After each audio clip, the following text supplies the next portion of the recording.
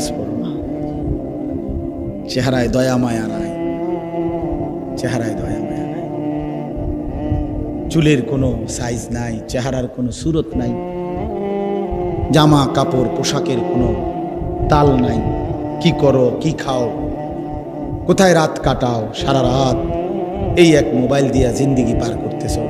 এটা সুস্থ স্বাভাবিক মানুষ হইতে পারে না। এত ছবি, এত নারী, এত উলঙ্গ দৃশ্য কোনো স্বাভাবিক মানুষ দেখে না। এ তো পাগল ছাড়া, মাতাল ছাড়া আর কেউ না। যুবক ছেলেরা, তোমরা যারা নামাজ পড়ো না, হ্যাঁ, তোমরা নিকৃষ্ট গাদ্দার, একেবারে নিকৃষ্ট মানুষ, একেবারে নিকৃষ্ট মানুষ, অসভ্য মানুষ। জন্তু জানোয়ার এত খারাপ না, বেনামাজি যত নিকৃষ্ট। এটা কুকুর, বিড়াল, গরু, ছাগল এত নিকৃষ্ট না। না বেটা, এত ফালতু না। কুত্তা আল্লাহর নাফরমানি করে না, বিড়াল আল্লাহর নাফরমানি করে না, শুকর আল্লাহর নাফরমানি করে না। ওরে আল্লাহ বানাইছে যেমন, ওই আছে হেমন। ওর নাফরমানি কি আবার? কথা বলেন না কেন? কুকুরের কোনো হালাল হারাম আছে? বিড়ালের জন্য কোনো হালাল হারাম আছে?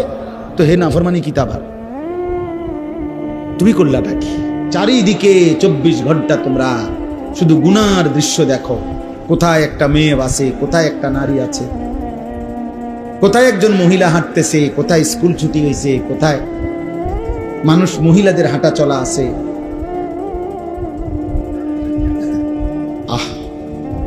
মোবাইলে তাকাইলো নারী ব্যস্ত, বাইরে তাকাইলো নারীকেই তালাশ করো। জীবন মানে শুধুই এক নারীর জন্য।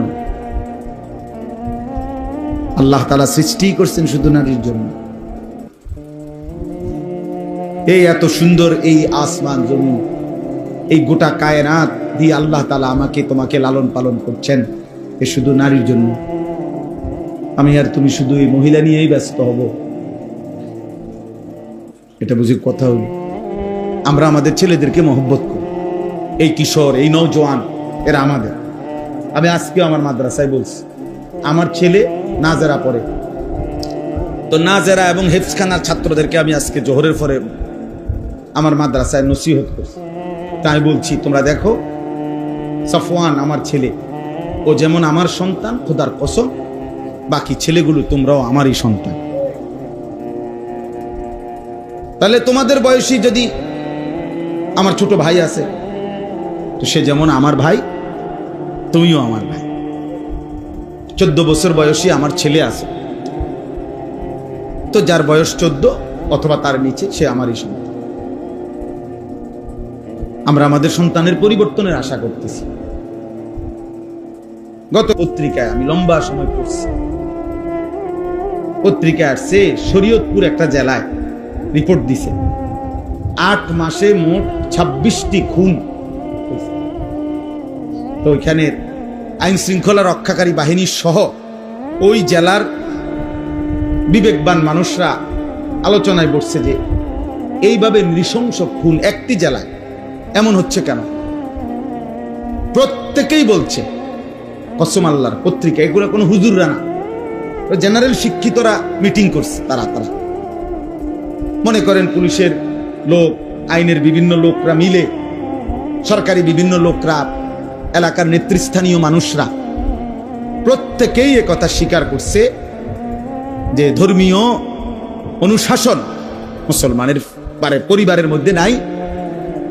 চারিত্রিক অবক্ষয়, যত্র তত্র মোবাইল, ইন্টারনেট সহ প্রত্যেকে নিজ নিজ সন্তানকে তার হাতে ছেড়ে দিছে যে বাবা, তোমার মতো তুমি বড় হও, তোমার যখন যেটা ভাল লাগে, তোমার যেটা পছন্দ, তুমি তোমার মতো বড় হও। এই তোমার মতো বড় হইতে গিয়ে নিজের মতো করে ছেলে, বাবা কেন তাকে প্রতিদিন মোবাইল দেখতে নিষেধ করে কেন?